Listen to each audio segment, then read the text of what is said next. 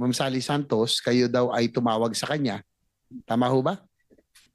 Neto po, Your Honor, tumawag po si Engineer Bryce sa akin. Ngayong September po. Opo, Ano pong sinabi? Pakisalaysay na rin po sa committee. una po, tumawag po siya, personal niya pong sinabi sa akin na, Sally, huwag kang mag-alala, lahat ng mga project na kinuha namin sa'yo, gagawin namin yun. Ako bahala sa'yo, bibigyan kita ng abogado, ng pera, tutulungan kita. Kung pwede sana, meron na sana akong pakikiusap sa'yo. Huwag ka muna sanang magsalita. Tapos ituro mo sa amin, 'di ba yung pera kinukuha namin sa iyo. Pwede ba makiusap?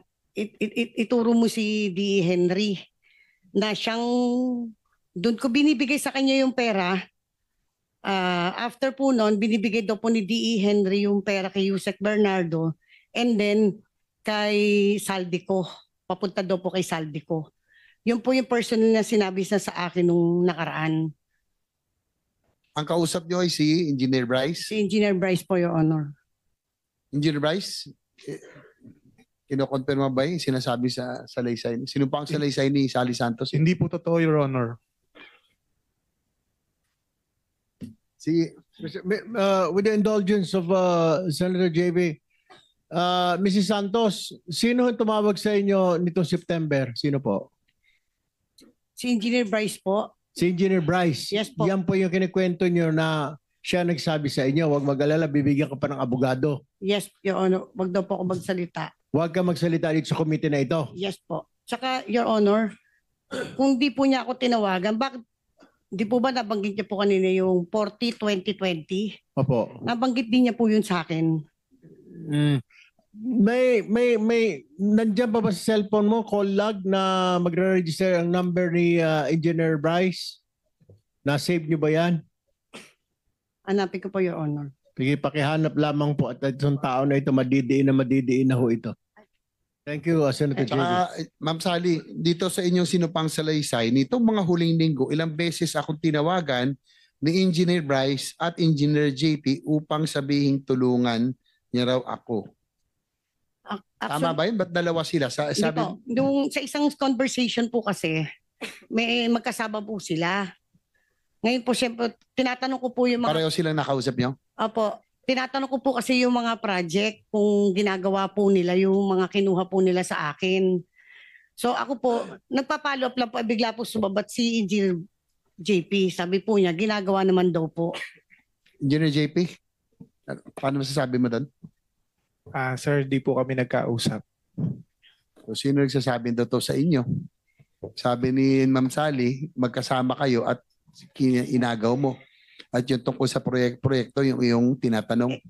Tinawag po siya ni Your Honor, pasensya na po. Tinawag po kasi siya ni Engineer Bryce kasi may kinukonfirm po kasi si Engineer Bryce sa kanya. Kaya po nakasagot po siya. Ma'am Sally, totoo ba yung totoo ba na sinabihan ninyo si Ma'am Sally na balikan at tapusin ang mga projects? Kasi yun yung tinatanong niya eh. Meron ba kayo nabanggit na tapusin ninyo ito o gawin? Wala po kaming binabanggit na gano'n, Your Honor. Ma'am Sally, nandun po sa inyong salaysay. Hindi po yan totoo, Your Honor. Sinungaling po sila eh. So pinapatapos nila yung mga ghost project gawin para may maipakita, ganun ba? Yes, Your Honor. Kasi po siyempre po nakapangalan po sa akin. Iniwan po nila yung mga project eh. Ano pong mga projects yun? Naalala niyo po? Katulad po kahit yung ilan lang. Katulad po ng PL. Nung binisita po ng mahal nating Pangulo. Sa inyo po yun? Sa akin po yun eh. So sila rin po ang gumawa nun? Sila po, Your Honor. Lisensya lang kayo? Lisensya lang po yung akin doon, Your Honor. So pinababalikan nila para kung i-inspectionin ay may maipakita, tama ba? Yes po, Your Honor. Katunayan nga po eh. Tinawagan ko po siya noon, sabi ko, Dahil nakita ko po sa TV na nagpunta po ang ating mahal na Pangulo. So tinanong ko po si Engineer Bryce, kala ko baka ako ginagawa niyo yung proyekto, inaabutan, yun nga nakita ko nga po, ako po yung tinuturo. Siyempre po ako po yung umiiyak sa kanya, bakit po hindi nila tinapos yung proyekto? Ang sabi niya po, may gawa na daw po sila doon. Actually po pinakita po sa akin yung picture eh. Ito nagawa na namin na iba lang yung coordinates na ibinigay sa kay President daw po.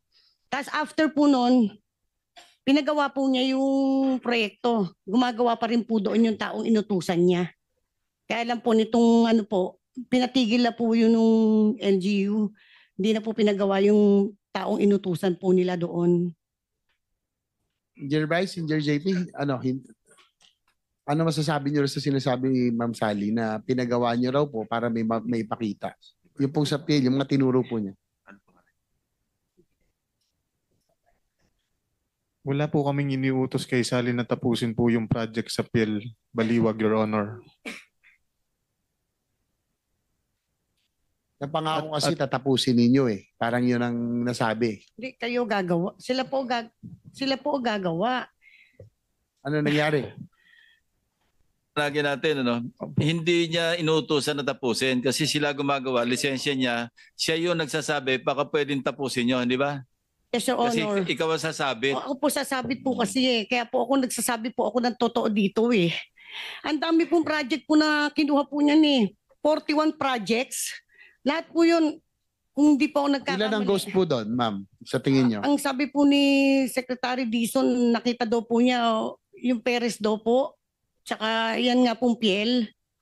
Tapos hindi ko pa po, may sinasabi pa po kasi si Secretary Dizon na isa. So hindi ko pa po ma-locate. Kasi po, sa totoo lang po, kaya po ako na dito. Sila po nakakaalam ng mga location. Kahit project inspector po nila, hindi po maituro sa akin kung ano po yung mga proyekto na ginawa nila. Sabi po sa akin sa opisina, hindi namin alam kung saan nilagay nila Engineer Bryce at Engineer JP lahat ng project mo. So kahit ako po mismo contractor, hindi ko po malocate yung mga proyekto po na nilagay po nila na yan. Wala po maituro po sa akin ng mga inspector nila. Senator JB, interject. Alam nyo, kayo starring do sa second privilege speech ko eh. Ito, yung bang nagkaroon ng notice of award, SIMS ito 25CC0091 ang contract ID, di ba? Notice of award February 17. Contract effectivity date, notice to proceed February 24. Yan. Tapos nag-progress billing na kagad. Tapos meron pa yung retrato ba na sila rin may kagagawan na parehong picture para sa first project billing, progress billing at saka sa second or third. Di ba ganyan ang modus operandi ninyo? Trabahong tamad na kayo eh. Hindi man lang kayo mag-research ng konti, isang picture ang ginagamit nyo eh. Tapos pinababayaran nyo na alam nyo namang hindi ginawa. Ito, 100% in 34 days. Ibang project ito, SIMS din ito. 25CC0072. Pinagsabay nyo pa. Duplication eh. Tapos, ang ginagamit nyo, tingnan nyo, lahat pare-parehong petsa eh. Natapos ng pareho, binayaran parehong petsa, pareho pati yung 4% na increase sa pareho pa rin. Talaga brazen ang tawag niyo, di ba? Wala na kayong pakialam kung mabubuko o hindi. Parang sobrang, sige na, para makakobra na tayo, maski ano na lang. Hindi man lang kayo nag-iingat na eh. Ayan, kayo yan eh. Ang ginamit nyo, lisensya ng SIMS eh. Pero kayo yung kayo bali yung nag-implement. Di ba? O, tatanggi ka.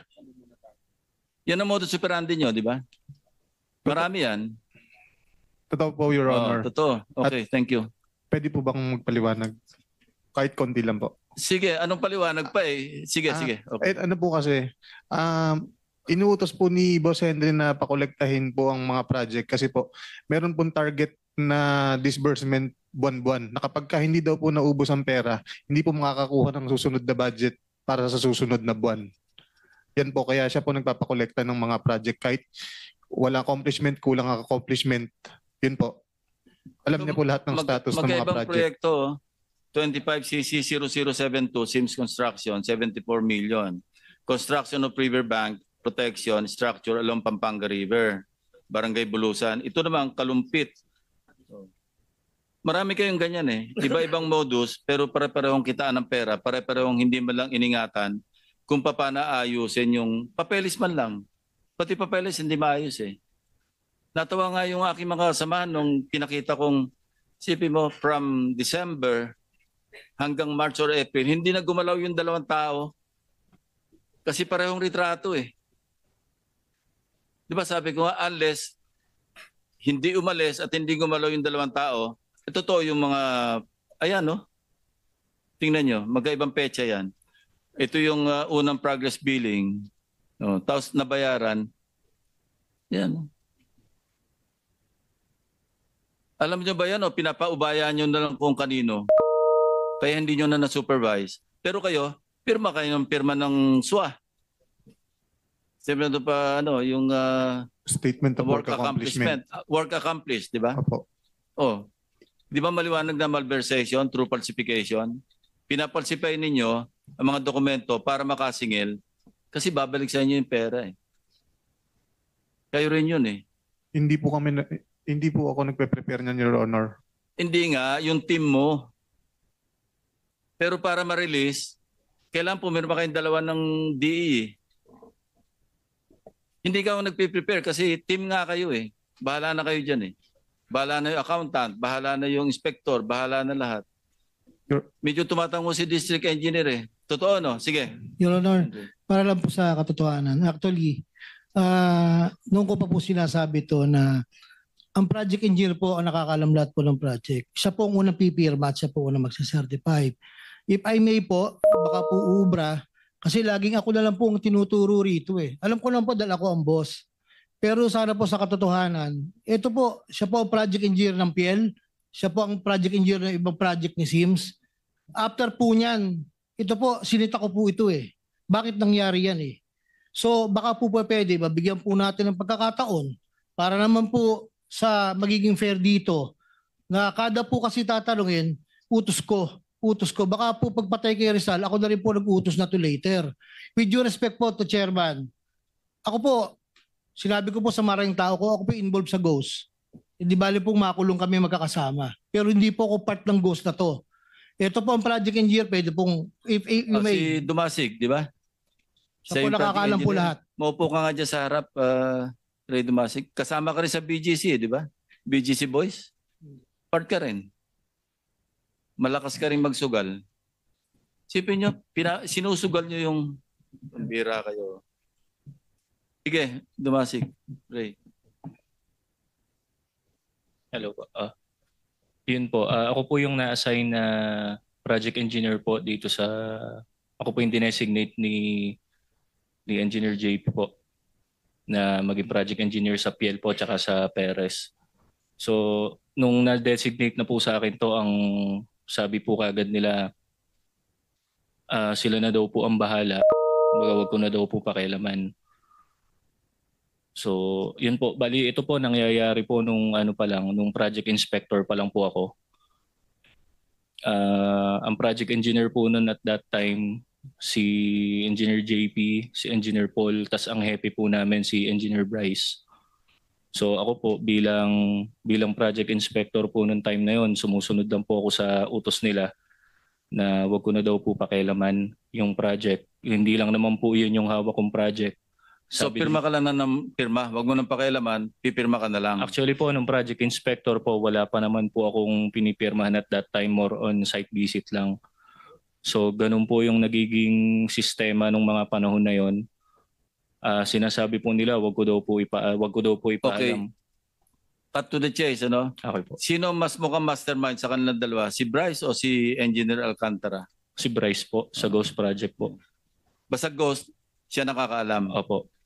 Sila pong dalawa ni Engineer JP. Actually, So alam mo rin yung consequence ng napasukan mo kasi signatory ka. Ngayon pong nalaman ko po yung na hindi po pala nila ginawa yung mga project. Yun nga ang masama eh. Alam nyo, hiniram nyo lisensya. Talagang medyo maiyak talaga yun kasi siya mananagot talaga, lisensya niya eh. Pero wala siyang kamalay-malay kung paano nyo ginawa o hindi ginawa yung project. Opo. Kaya Hindi po ako pakiusap niya, kasama doon, habulin Mr. nyo Chair. na gawin sana pero hindi naabot eh. Paano pa nga abot? Kaya nyo bang gawin in 1 week? Eh nag-i-inspeksyon na kabi-kabila. Hindi kaya, di ba? Yan ang problema eh. Sige. Your Honor, tinanong ko po siya, bakit pumayag ka sa ganyan? Eh po, nasa affidavit po ni RJ Dumasig na sinabit sa central office. Nambilin po sa kanya, ay wag, siya na po magsabi, wag na po ako, Your Honor. Baka po maging self-serving. Sige, Ray. Ayun po. Sabi po nila sa amin before, hindi lang naman po sa akin, pati po dun sa ibang project engineer. Pagka po sinasabi po nila, wag daw po ipapaalam kahit kanino, pati na po kay Boss Henry. So alam niyang Ghost John, alam niya. Nino po. Ni Bryce. Hindi po, basta po, wari na po. For example, Hindi mo alam kung alam niyang Ghost yung ginagawa. kasi po, wari na po, may isang project po nung time na 2022, or ito na lang pong PL, para po, na-prove na po na ghost project to. Yun po, sinasabi po nila na wag na po namin pakialaman. Ako po yung inspector, pati po yung materials engineer. So kami po, tulad nga po nung sinabi ni Ate Sally kanina, hindi po namin alam yung location ng project. Kasi po hindi lang naman po ito yung hawak kong project. Excuse me, no? Okay po. Minsan pa meron pa kayong ginagawa na hininom ng lisensya, papakitaan nyo pa ng project sa ibang grid coordinates. Ililigaw nyo pa yung may-ari ng lisensya. Hindi, natapos yan. Ito, actually, ligaw yung contractor kasi sa kanya lang malaman, iba yung tinuturong project na natapos. Yung project na ginapit ng lisensya niya, actually hindi ginawa. Meron pa kayong ganun eh. Ewan ko po sa kanila po. Yun nga, alam nyo, yung knowledge ko at saka ng team ko ng baha, mas malalim pa sa baha sa Bulacan. Kaya kanina ko pa kayo winawarningan eh. Sige, Henry. Your Honor, kaya ko po na-discover yan, kaya ko po pinatatawag si Engineer JM. Actually po, ako po nag-utos kay JM na bakit hindi nyo makita yung project. Si JM po JM ay... is JM JM Ramos, opo. Okay. Dati po siyang project engineer po sa planning section po, no? Sabi ko, para ma-verify nyo talaga kung talagang naandyan yung project, yung tao ng construction na in charge, project inspector, saka yung tao mo, puntahan nyo. Kaya po nalaman po yan nung una, may pinuntahan po silang project somewhere in Bustos. Itinuro po nung tao nila, Plaridel po yata, I think Plaridel or Bustos.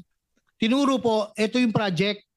Sabi po ni JM Ramos, hindi yan, ako project engineer last year dyan eh.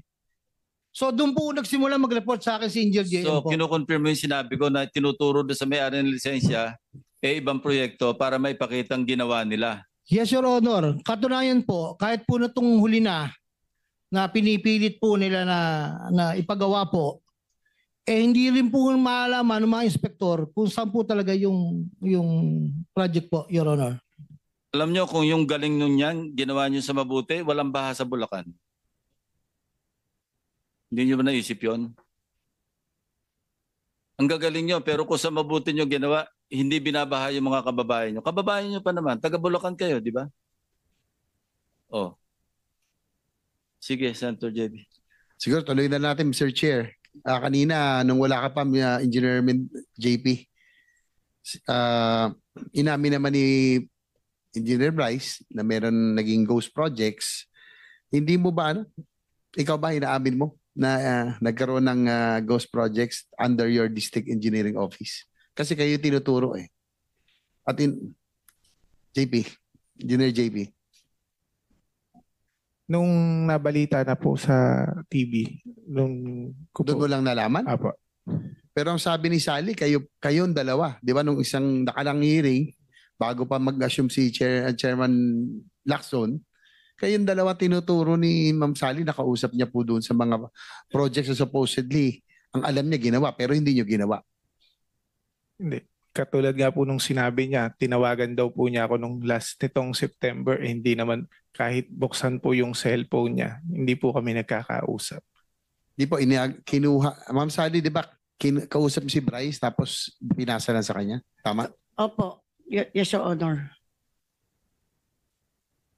Mr. Chair, with the indulgence of Senator JV, kanina po tayo pinapaikot-ikot naman itong si JP Mendoza. Magkakasabwat naman. Tinuturo ka ni Ma'am Sally, nakasabwat ka dyan. Tinuro ka na nung Engineer RJ Dumasig, nakasama ka, pati si Henry Alcantara, tinuturo ka, kasama ka dyan. At ngayon sasabihin mo sa'yo, wala kang alam, nalaman mo lang sa TV. Nagsisinungaling ka na naman, di ba? Na nanumpa ka kanina na you will tell, kailan ba yon? You will tell the truth, the whole truth, nothing but the truth. Ngayon, nagsisinungaling ka. Mr. Chair, may I suggest that this committee will ask this person to show cause why he should not be cited for contempt because of lying before this committee, Mr. Chair. Sige, we're waiting for your explanation.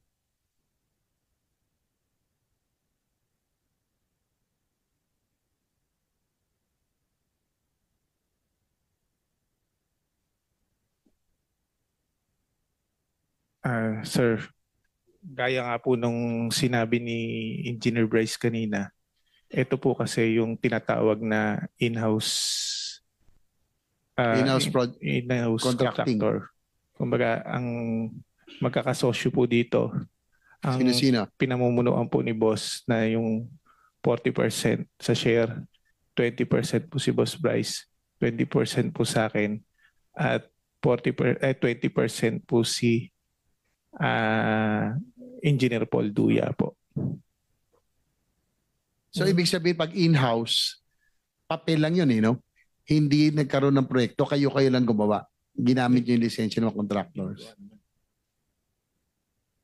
Hindi naman po sinasabing ghost. Hindi siguro lahat. Apo, Hindi naman lahat ghost, ginagawa pero naman merong po. pang sports, Apo. yung sinabi ko, at merong pang pamilya. Yung pang pamilya, yung para may maipakita, yung pang sports, yun yung talagang lahat kinukubra. Tama ba? Hindi naman po, sir. Kumbaga, yun naman po, tuloy-tuloy naman po yung ginagawa. Minsan, di ba sa laki nga po ng obligasyon, kaya minsan ito lang yung inaabot na trabaho. Kasi kung makikita nga po natin sa breakdown, 25 to 30 ang sa proponent, babawasan ng tax ng 7%, mag-SOP sa opisina ng 8.5%, magbibidding ng 6%, may bayad po sa testing ng 1%, magro-royalty ka pa po ng 3%, may overhead ka pa po. Kung tutuusin nyo po, parang nasa Ilan yung total? Wala nang natira.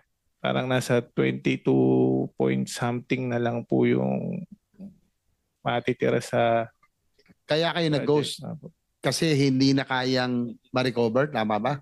Ay sasabihin yata si Engineer Alcantara. Your Honor, if we're going to compare po, let us just try to compare. Bakit po yung mga ibang contractor na hindi under ng SIMS, hindi under ng Wawaw, natatapos po ang project? And yung mga project lang po yon, ang naka-assign na project engineer, hindi po nila mga bata yon.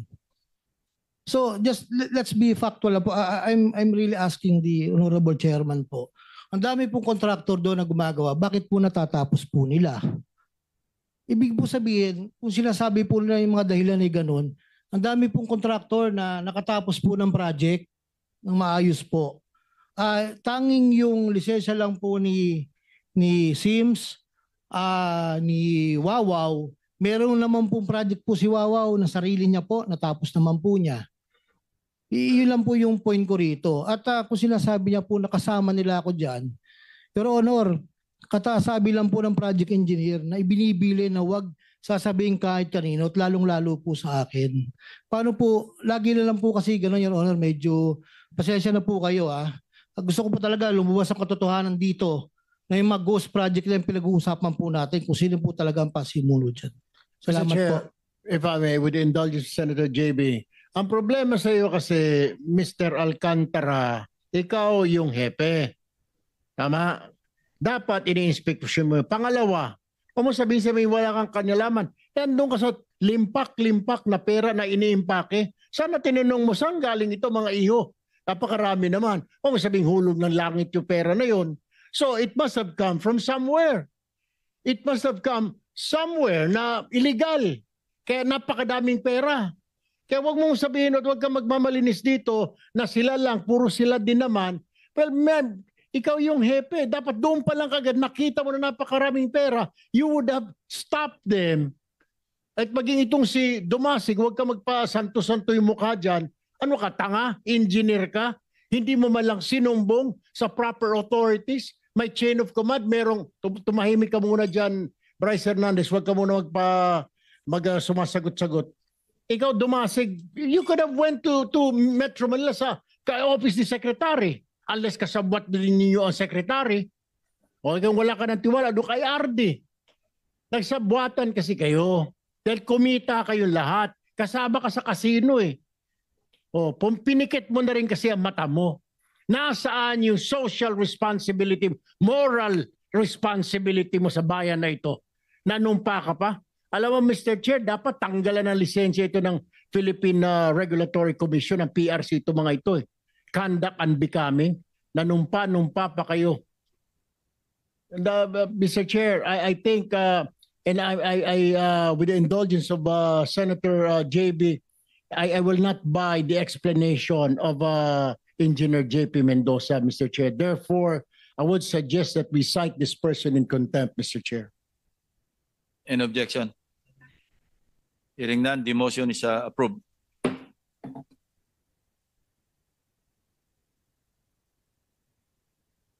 Go ahead, Bryce. Yung sa amin po, umamin naman po kami na hindi ko alam bakit ayaw pa pong aminin ng boss namin na alam niya rin lahat ng nangyayari nito. Kami po, wala na pong mawawala sa amin. Naka-all out na po kami. Inaamin po namin yung ginawa namin, yung kasalanan po namin. At kung ano po yung kailangan namin ibalik, willing po kami.